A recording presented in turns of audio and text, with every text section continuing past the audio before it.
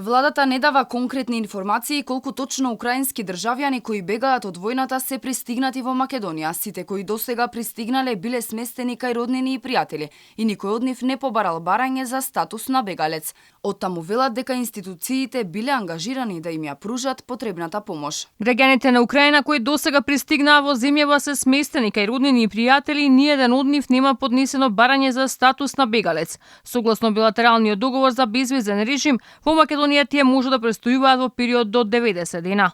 Во Црвениот крст за помош најчесто се пријавуваат жени, деца и возрастни лица, а најголема потреба имаат од храна, облека и лекови. Освен на украинците, Црвен крст им помага и на бегалците од Авганистан, но и оние кои само транзитираат, како на пример бегалците од Сирија. Бројката за лица кои што се пријавени во Црвениот крст за помош, заклучно со вчерашниот ден, е 134 лица. Овие лица добиваат поддршка во делот на храна, хигиена, ваучери за облека, ваучери за обувки, секако психосоцијална поддршка во колку им е потребна, отворени се и СОС линии. Имаме одредена група на евакуирани лица од Авганистан, со тоа што бројката нивна постепено се намалува, заради тоа што веќе се подготвуваат документите за нивното иселување во нивните финални дестинации. Нашите тимови се присутни и на границите, заради тоа што никогаш не престанавме со поддршката на лицата кои транзитираат низ нашата држава уште од времето на Балканската рута. Додека властите постојано велат дека Македонија е спремна да ги прими сите бегалци и да им пружа помош, на терен сликата е поинаква.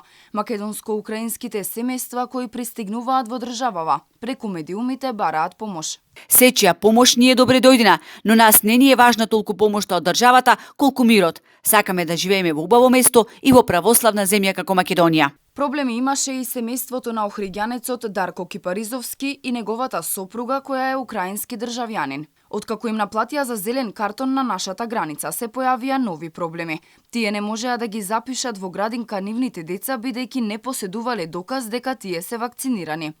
Здравствените книшки им изгореа во болницата во Харков. Јас им кажав дека тие се вакцинирани, но јас тој картонот нас ни остана во детската клиника кај што децава се водеа. Клиника во моментов не работи, не знаеме ни дали е, значи немам сознание дали е таа рушена или како е, но знам дека не работи. Во моментов во Македонија има и 509 афганистанци. Тие се сместени во објекти во главниот град. Сите имаат статус на бегалци, а само 13 од вкупниот број на бегалци во државава побарале дозвола Македонија да им биде финална дестинација.